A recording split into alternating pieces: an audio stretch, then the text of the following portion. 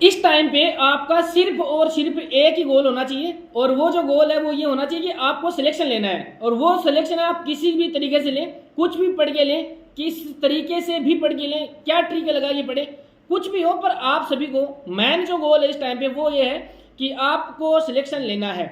आपने बहुत सारे लोग देखे होंगे ऐसे जिन लोगों ने पढ़ाई तो बहुत किया, हमें खुद को पर्सनली पता होता है कि इन लोगों ने बहुत पढ़ाई की है पर उनका सिलेक्शन नहीं हो पाता, और हम खुद उस चीज़ पे क्या करते हैं, हमें खुद को एक अजीब लगता है, ताज्जुब होता है कि सिलेक्शन क्यों नहीं हो रहा।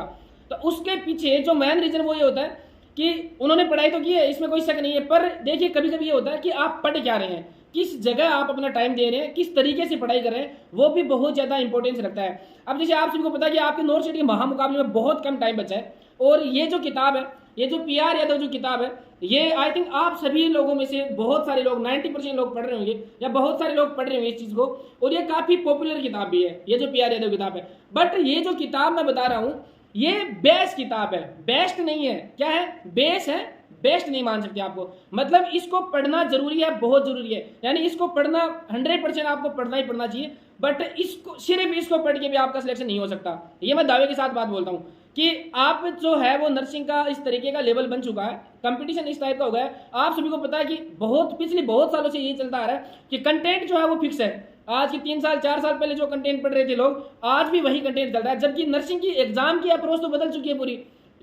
मतलब जो स्टैंडर्ड जो है, जो लेवल है एग्जाम का, वो दिन ब दिन बढ़ता जा रहा है, पर कंटेंट भैया आप सभी को पता है। तो ये जो किताब है, ये मैं ये बता रहा हूँ, ये बेस किताब है, बेस्ट नहीं है। इस किताब को पढ़ना आपको जरूर पढ़ना चाहिए, पर कितना पढ़ना चाहिए, ऐसा नहीं है कि इस किताब को आप लेके बैठे हुए हैं और बहुत ज्यादा बार पढ़ चुके हैं इसको। देखिए इस किताब में ऐसे सवाल है, देखिए पूरे टोटल जो PR है तो बुक में जो सवाल है, टोटल जो सवाल है, देखिए मैंने इसमें यहाँ पे काउंट किया अपने बाइट में, और इसमें जो सवाल है लगभग 6000 से 7000 के समथिंग सवाल है। पुरानी वाली में लगभग 4500 के आसपास थे, 5, पर इसमें अब थोड़े अलग क्वेश्चन जो है वो ऐड कर दिए हैं।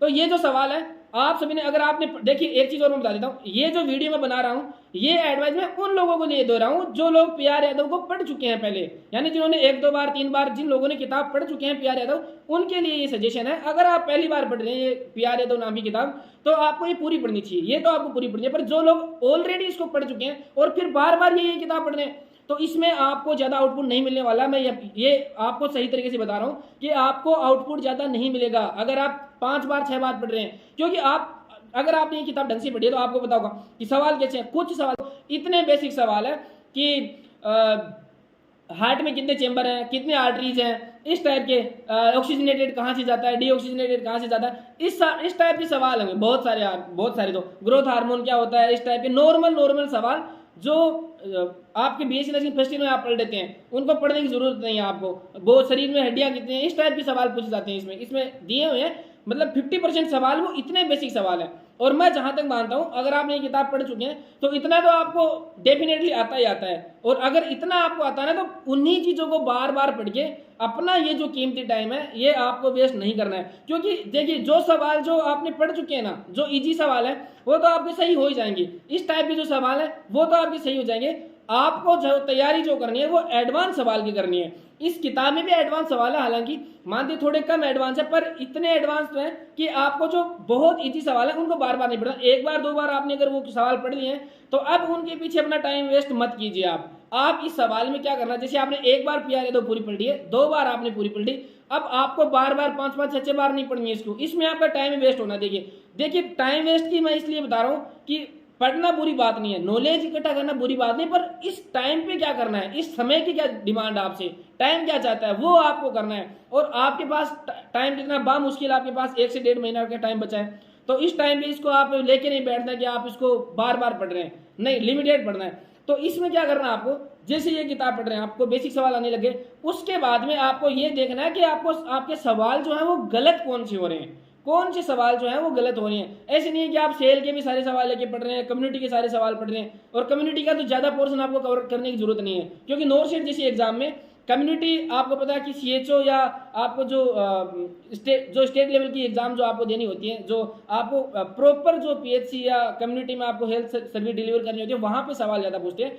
एम्स जैसी इंस्टीट्यूट में कम्युनिटी के सवाल कम आते हैं, तो वहाँ पे आपको ज़्यादा जो प्रेशराइज वो नहीं करना है, टाइम वेस्ट नहीं करना है। तो मैं ये बता रहा हूँ कि जैसे आपने इजी सवाल पढ़ लिए, तो हार्ड सवाल जो भी आते हैं उनको आप राउंड कीजिए। जो सवाल आपके गलत हो रहे हैं या आपको लगता है यार इनका अच्छा स्टैंडर्ड है, अच्छे क्वेश्चन है, उनको आपको क्या करना है, टिक करना है। आप उनको राउंड कीजिए, गोला बना लीजिए और इस तरीके से पढ़ते जाइए। अब जब दूसरी बार आप लोग पढ़ रहे हैं तो आपको सारे सवाल नहीं पढ़ने, वही सवाल पढ़ने हैं जो आपके क्या हो रहे हैं, गलत हो रहे हैं, जिनके ऊपर आपने राउंड किया वही सवाल आपको निकालने हैं। अब फिर से देखना आपको कि वापिस से गलत कौन से हो रहे हैं, तो फिर दूसरे कलर की पेन लीजिए, फिर से उनको राउंड कीजिए। इस तरीके से आपको अप्रोच करनी है, क्योंकि आपके पास इतना टाइम नहीं कि लेके बैठे, आपके पास और सब बहुत सारा मटेरियल है। इसके अलावा भी आपको पढ़नी है किताबें, आपको सॉन्डर्स पढ़ना है, ये सारी पढ़नी है, टारगेट हाई भी अगर आपके पास है तो पढ़नी है, यानी बहुत सारा मटेरियल पढ़ने को, और टाइम बचा है बहुत लिमिटेड। तो टाइम को कैसे मैनेज करना है ये आपकी जिम्मेदारी है, और इस तरीके से करना है। और ये इसके साथ में नहीं है, बहुत सारी किताबों के साथ में आपको ये की अप्रोच लेके जानी है। तो कहने का मतलब ये कि इसमें से फिर जो टाइम बचेगा, इसमें से जो टाइम बचेगा ये पीआर यादव सोल्व करने के बाद में जो टाइम बचता है वो आप किसी अच्छी जगह लगाइए और दूसरा कंटेंट पढ़िए जहां आपकी वीकनेस है, इंपॉर्टेंट टॉपिक्स है उनके ऊपर फोकस कीजिए कि कहां से एडवांस सवाल बन के निकल सकते हैं। तो इसके अंदर बहुत ज़्यादा टाइम देने की जरूरत नहीं है।